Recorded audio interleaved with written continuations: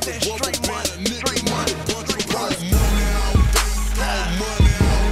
Trilogy is your third studio album. Tell us how this album is different than your last two.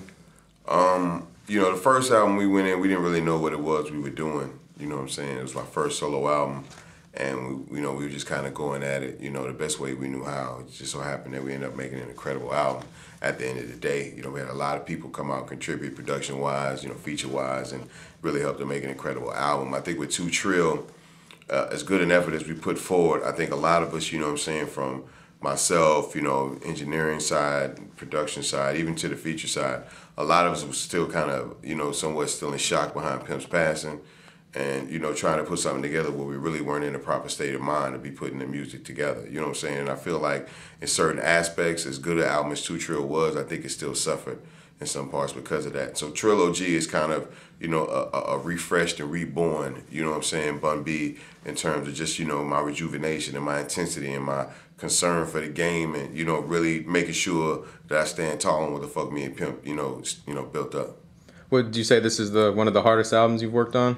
Absolutely, but it's one of the hardest albums I've made too. You know what I'm saying? With struggle comes reward. You know what I'm saying?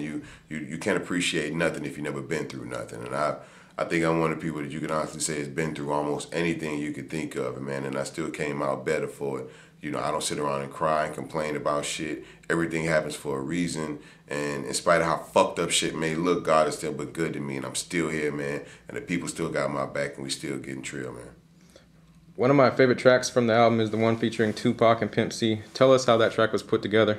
Initially, the vocals that you hear from Pimp C and Tupac, it was a verse that, you know, of course, Tupac laid, you know, prior to his, you know, before him passing away, naturally.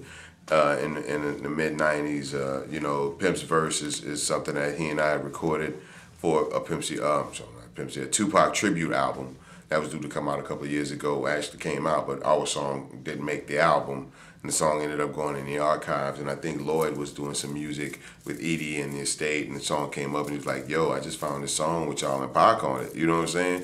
And he was like, "If y'all want it, y'all can have it back." You know what I'm saying? And you know, hats off to him, you know, because, you know, at the end of the day, we ended up not even using him on the track, but he was just trying to make sure that, you know, I was able to help keep the UGK legacy going at its biggest potential. So, you know, hats off to Lloyd for real. Like, he's the unsung hero of this Trilogy album.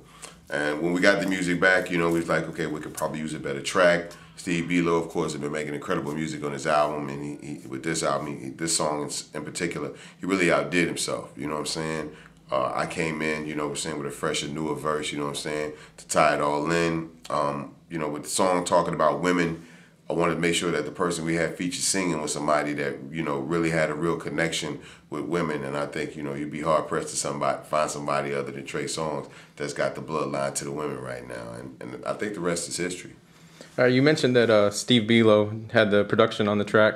Tell me, how did you hook up with him, and how instrumental has he been for the whole making of the album? Steve Belo is a young man that's been around for a long time. He's a producer from Dallas, Texas, that came around with us around the time that Mel and Pimp C started forming, you know, Trill Entertainment. He was one of the early producers for a lot of the Boosie and Wavy music over at Trill Entertainment. He's always been, you know, right next to Pimp C, you know, during some of the most classic records that we made, you know, records like Kick Dough and things of that nature, when, you know, we were really just making raw gangsta-ass rap music. Steve was right there learning everything he could. And, you know, Steve Belo, along with Corey Moe, I feel are probably, you know, two of the best students of Pimp C and two of the best opportunities to keep that sound that Pimp C helped to create and define here in the South alive. You know what I'm saying? And Steve is a person that, you know, he really wanted to be a part of this album, not from a financial aspect, not from, you know, taking credit, any of that, but he, you know, he's a fan, and he's a brother, and he's a supporter, and he wants to see this UGK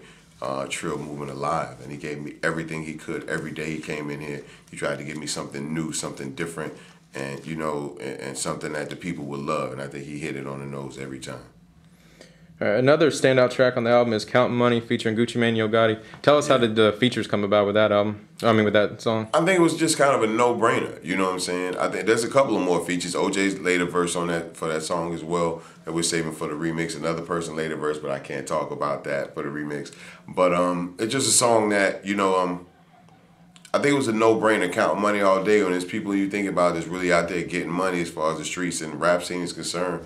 You know, you see Yo Gotti, a cat who I personally watched come up in this game, you know what I'm saying, really make a name for himself on his own terms. There was a lot of times when people tried to, you know, make Gotti sell out or offer him, you know, crumbs for what he was doing, and he held tight, and he ended up cashing out real good. And Gucci, of course, you know, one of the hottest things in the street right now. I'm just so happy to watch him, you know, in spite of everything he's been through, still come out on top, man. And yeah, I think we made a classic record. Steve Belo from Port Arthur, Texas, right here.